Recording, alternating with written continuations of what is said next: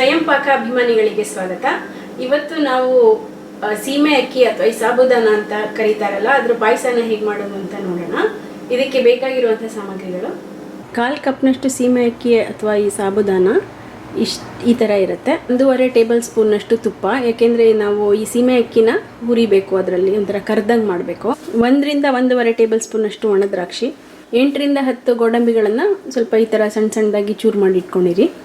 1/4 cup ಸೀಮೆ ಅಕ್ಕಿಗೆ ಸುಮಾರಾಗಿ ನಾನು 1/4 ಕಪ್ನಷ್ಟು ಸಕ್ಕರೆ ಹಾಕ್ತೀನಿ. ನಿಮಗೆ ಸಿಹಿ ಹೆಚ್ಚು ಬೇಕು ಅಂದರೆ ಇದು ಮೀಡಿಯಮ್ ಆಗಿ ಸಿಹಿಯಾಗಿರುತ್ತೆ, ಅಷ್ಟೇ ಮೈಲ್ಡ್ ಸಿಹಿ ಇರುತ್ತೆ. ಇದು ನಿಮಗೆ ಸಿಹಿ ಹೆಚ್ಚು ಬೇಕಂದರೆ ಇನ್ನೊಂದು ಸ್ವಲ್ಪ ಜಾಸ್ತಿ ಹಾಕೋಬೇಕು. ಒಂದು ಚಿಟಿಕಿ ಅಥವಾ ಒಂದು ಪಿಂಚ್ ಕೇಸರಿನ ಹಾಲಿನಲ್ಲಿ ನೆನೆಸಿಟ್ಕೊಂಡಿರಿ. 3 ರಿಂದ 4 ಏಲಕ್ಕಿನ ಕುಟ್ಟಿ ಪುಡಿ ಮಾಡಿ ಇಟ್ಕೊಂಡಿರಿ. 3 ಕಪ್ನಷ್ಟು ಹಾಲನ್ನು ಉಪಯೋಗಿಸ್ತಾ ಇದ್ದೀನಿ. ಇಲ್ಲಿ 1 ಕಪ್ ಇಟ್ಟಿದ್ದೀನಿ, ಆದರೆ 3 ಕಪ್ ಹಾಲು. ನೀವು ಹೋಲ್ ಮಿಲ್ಕ್ ಉಪಯೋಗಿಸಿದ್ರೇ ಇದು ಚೆನ್ನಾಗಿ ಬರೋದು. ಇಲ್ಲ 2 ಕಪ್ಪು ಅಥವಾ 2 ರಿಂದ 2.5 ಹಾಲು ಮತ್ತು ಅರ್ಧ ನೀರು ಕೂಡ ತೊಗೋಬೋದು. ಸಣ್ಣ ಊರಿನಲ್ಲಿ ಹಾಲನ್ನು ಕುದಿಯೋಕೆ ಇಟ್ಟಿದ್ದೆ, ಇದು ಆಗಲೇ ಕುದೀತಾ ಇದೆ. ಉರಿ ಪೂರ್ತಿ ಸಣ್ಣ ಮಾಡಿಬಿಟ್ಟು ಇವಾಗ ಸೀಮೆ ಅಕ್ಕಿನ ಹುರ್ಕೊಳ್ಳೋಣ. ಇಲ್ಲಾಂದರೆ ನೀವು ಸೀಮೆ ಅಕ್ಕಿ ಹುರಿಬೇಕಾದ್ರೆ ಈ ಹಾಲನ್ನು ಕಾಯಕ್ಕೆ ಇಟ್ಕೊಳ್ಳಿ. ಮೀಡಿಯಮ್ ಉರಿನಲ್ಲಿ ಒಂದು ಒಣಗಿದ ಬಾಣಲೆ ಅಥವಾ ಯಾವ ಪಾತ್ರೆಯಲ್ಲಿ ನೀವು ಸೀಮೆ ಅಕ್ಕಿ ಹುರ್ಕೋತಿರೋ ಅದನ್ನು ಇಡಿ. ಒಂದು ಅರ್ಧ ಟೀ ಸ್ಪೂನ್ ತುಪ್ಪ ಹಾಕಿ ಅದು ಬಿಸಿ ಆದಮೇಲೆ ಫಸ್ಟ್ ಗೋಡಂಬಿ ಹಾಕಿಬಿಡಿ. ಗೋಡಂಬಿನ ಸ್ವಲ್ಪ ಕಂದು ಬಣ್ಣ ಬರೋಷ್ಟು ಹುರ್ಕೊಂಡು ಇದು ಒಂದು ಅರ್ಧ ಈ ಥರ ಕಂದು ಬಣ್ಣ ಬಂದ ಮೇಲೆ ದ್ರಾಕ್ಷಿ ಹಾಕಿಬಿಡಿ. ಇಲ್ಲ ಇದನ್ನು ಬೇರೆ ಬೇರೆಯಾಗಿ ಕೂಡ ಹುರ್ಕೋಬೋದು. ಸ್ವಲ್ಪ ಗೋಡಂಬಿ ಕಂದು ಬಣ್ಣ ಬಂದಾಗ ಹಾಕಿದ್ರೆ ದ್ರಾಕ್ಷಿನೂ ಒಟ್ಟಿಗೆ ಹುರಿಬೋದು. ಇಲ್ಲ ಗೋಡಂಬಿ ಆಗಿಬಿಟ್ಟಿದೆ ಅಂತಂದರೆ ನೀವು ದ್ರಾಕ್ಷಿ ಅದ್ರ ಜೊತೆ ಹಾಕಬೇಡಿ. ದ್ರಾಕ್ಷಿ ಎಲ್ಲ ನೋಡಿ ಊದ್ಕೊಂಡಿದೆ ಮತ್ತು ಗೋಡಂಬಿ ಕೂಡ ಆಗಿದೆ. ಈಗ ಇದನ್ನು ಬೇರೆ ಒಂದು ಪಾತ್ರೆಗೆ ತೆಗಿತೀನಿ. ಈಗ ಇದೇ ಬಾಣಲೆಗೆ ನಾವು ಈಗ ತುಪ್ಪ ಇದೆಯಲ್ಲ ಅದಿಷ್ಟನ್ನು ಹಾಕ್ಬಿಡಿ.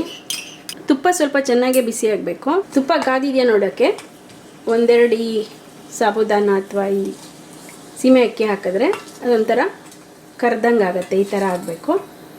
ಇವಾಗ ಇದಿಷ್ಟನ್ನು ಹಾಕ್ಬಿಡಿ. ಉರಿ ತುಂಬ ಕಡಿಮೆ ಮಾಡ್ಕೋಬೇಡಿ, ಒಳ್ಳೆ ಪಾಪ್ಕಾರ್ನ್ ಥರ ಅಗ್ಲಗ್ಲಕ್ಕೆ ಅರಳುತ್ತೆ. ಇಲ್ಲಾಂತಂದರೆ ಸ್ವಲ್ಪ ಇಲ್ಲಾಂದರೂ ಪರವಾಗಿಲ್ಲ, ಏನು ಪಾಯಸ ಏನು ಕೆಟ್ಟು ಹೋಗಲ್ಲ. ಸ್ವಲ್ಪ ಇದನ್ನು 1-2 ನಿಮಿಷ ಈ ಥರ ಹುರಿಡಿ. ಇದಕ್ಕೆ ನೀವು ತುಪ್ಪ ಯೂಸ್ ಮಾಡಲ್ಲ ಅಂದರೆ ಇವನ್ ಕೊಬ್ಬರಿ ಎಣ್ಣೆನಲ್ಲಿ ಕೂಡ ಮಾಡ್ಕೋಬೋದು, ಚೆನ್ನಾಗಿ ಬರುತ್ತೆ. ಹೀಗೆ ಹುರಿತಾ ಇದ್ದಾಗ ನಿಮಗೆ ಒಂದು ಸ್ವಲ್ಪ ಪಟ ಪಟ ಅನ್ನೋ ಶಬ್ದ ಕೇಳುತ್ತೆ. ಸ್ವಲ್ಪ 1-2 ನಿಮಿಷ ಈ ಥರ ಹುರಿದು ನಿಮಗೆ ಇದೊಂಥರ ಎಲ್ಲ ಚಟಪಟ ಅನ್ನೋ ಶಬ್ದ ಎಲ್ಲ ಕೇಳಿದ್ಮೇಲೆ ಇಲ್ಲ ಇದು ಪಾಪ್ಕಾರ್ನ್ ಥರ ಅರಳುತ್ತೆ, ಇಲ್ಲ ನಿಮಗೆ ಆ ಶಬ್ದ ಕೇಳುತ್ತೆ. ಅದಿಷ್ಟು ಆದಮೇಲೆ ಇದನ್ನು ಆಫ್ ಮಾಡಿಬಿಟ್ಟು ಸ್ವಲ್ಪ ಆರಕ್ಕೆ ಬಿಡಿ. ಇದನ್ನು ಈಗಿದ್ದು ಆರಿದೆ, ಇದನ್ನು ಕುದೀತಾ ಇರುವಂಥ ಹಾಲಿಗೆ ಹಾಕೋಣ.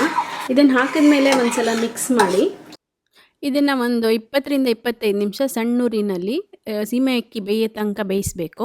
ಈ ಸೀಮೆ ಅಕ್ಕಿನ ನಾವು ಹಾಲಲ್ಲೇ ಬೇಯಿಸ್ತಾ ಇದ್ದೀವಲ್ಲ, ಇದೊಂಥರ ಹಾಲೆಲ್ಲ ಇಂಗಿ ಒಂಥರ ಗಟ್ಟಿ ಹಾಕ್ಕೊಂಡು ಬರುತ್ತೆ. ಅದ್ರ ಜೊತೆಗೇ ಈ ಸೀಮೆ ಅಕ್ಕಿಗಳು ಕೂಡ ಬೇಯುತ್ತೆ. ಬೆಂದಾಗ ಇದು ಟ್ರಾನ್ಸ್ಪರೆಂಟ್ ಆಗುತ್ತೆ ಈ ಸೀಮೆ ಅಕ್ಕಿ ಎಲ್ಲ. ಮಧ್ಯ ಒಂದೊಂದು ಸಲ ಈ ಥರ ಮಿಕ್ಸ್ ಮಾಡ್ತಾಯಿರಿ, ಯಾಕೆಂದರೆ ತಳ ಹತ್ತಬಹುದು. ಅದನ್ನು ಅವಾಯ್ಡ್ ಮಾಡೋಕ್ಕೆ ಮಧ್ಯ ಒಂದೊಂದು ಸಲ ಮಿಕ್ಸ್ ಮಾಡ್ತಾಯಿರಿ. ಈಗ ಇದು ಸುಮಾರು ಒಂದು 20 ನಿಮಿಷದಿಂದ ಕುದೀತಾ ಇದೆ. ಮಧ್ಯ ನೀವು ತೊಳಸ್ಬೇಕು, ಇಲ್ಲಾಂತಂದರೆ ಒಂದು ಉಕ್ಕೋಗುತ್ತೆ, ಇಲ್ಲಾಂತಂದರೆ ತಳ ಹಿಡಿಯುತ್ತೆ.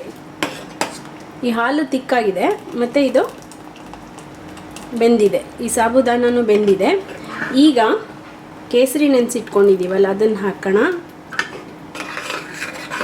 ಕೇಸರಿ ಜೊತೆಗೆ ಈ ಸಕ್ಕರೆ ಎರಡನ್ನೂ ಹಾಕಿ ಮಿಕ್ಸ್ ಮಾಡಿ ಮತ್ತು ಸಣ್ಣ ಊರಿನಲ್ಲಿ ಇದು ಒಂದು 3 ರಿಂದ 4 ನಿಮಿಷ ಕುದಿಬೇಕು. ನಿಮಗೆ ಇದು ತುಂಬ ಗಟ್ಟಿಯಾಗಿದೆ ಅನಿಸಿದ್ರೆ ಇನ್ನೊಂದು ಸ್ವಲ್ಪ ನೀರು ಅಥವಾ ಹಾಲನ್ನು ಹಾಕ್ಕೋಬೋದು. 3-4 ನಿಮಿಷದಿಂದ ಕುದ್ದಿದೆ ಇದು. ಈಗ ಇದಾಗಿದೆ, ಇದನ್ನ ಆಫ್ ಮಾಡಿಬಿಟ್ಟು ಏಲಕ್ಕಿ ಪುಡಿ ಮತ್ತು ಈ ದ್ರಾಕ್ಷಿ ಗೋಡಂಬಿ ಕರೆದಿಟ್ಕೊಂಡಿದ್ದೀವಲ್ಲ ಅದು ಹಾಕ್ಬಿಡಿ. ಹಾಕಿ ಮಿಕ್ಸ್ ಮಾಡಿದ್ರೆ ಈ ಸೀಮೆ ಅಕ್ಕಿ ಪಾಯಸ ರೆಡಿ. ಇದನ್ನು ನೀವು ಬಿಸಿಯಾಗಿ ತಿನ್ಬೋದು, ಇಲ್ಲ ರೆಫ್ರಿಜರೇಟ್ ಮಾಡಿ ಆರಿದ ಮೇಲೂ ತಿನ್ಬೋದು. ಇದೇನಾದರೂ ನಿಮಗೆ ಆರಿದ ಮೇಲೆ ಗಟ್ಟಿ ಆದರೆ ಇನ್ನೊಂದು ಸ್ವಲ್ಪ ಹಾಲನ್ನು ಬಿಸಿ ಮಾಡಿ ಹಾಕ್ಕೋಬೋದು ಇದಕ್ಕೆ. ಈಗ ಸೀಮೆ ಅಕ್ಕಿ ಪಾಯಸ ರೆಡಿಯಾಗಿದೆ. ಇದನ್ನು ನಾನು 3 ಕಪ್ ಹಾಲನ್ನೇ ಹಾಕಿ ಮಾಡಿರೋದ್ರಿಂದ ಒಂಥರ ತಿಕ್ ಮತ್ತು ಕ್ರೀಮಿಯಾಗಿ ತುಂಬ ಚೆನ್ನಾಗಿರುತ್ತಿದ್ದು. ನೀವು ಬರೀ ಹಾಲಲ್ಲಿ ಮಾಡೋದು ಬೇಡ ಅಂದರೆ 2 ಕಪ್ ಹಾಲು ಮತ್ತು 1 ಕಪ್ ನೀರನ್ನು ಮಿಕ್ಸ್ ಮಾಡಿಬಿಟ್ಟು ಮಾಡ್ಕೋಬೋದು. ಇವಾಗ ಈ ಸೀಮೆ ಅಕ್ಕಿ ಪಾಯಸನ ಹೇಗೆ ಮಾಡೋದು ಅಂತ ಗೊತ್ತಾಯ್ತಲ್ಲ. ನೀವು ಕೂಡ ಇದನ್ನು ಮಾಡಿ ನೋಡಿ ನಿಮ್ಮ ಅಭಿಪ್ರಾಯನ ಖಂಡಿತ ತಿಳಿಸಿ. ನಮಸ್ಕಾರ.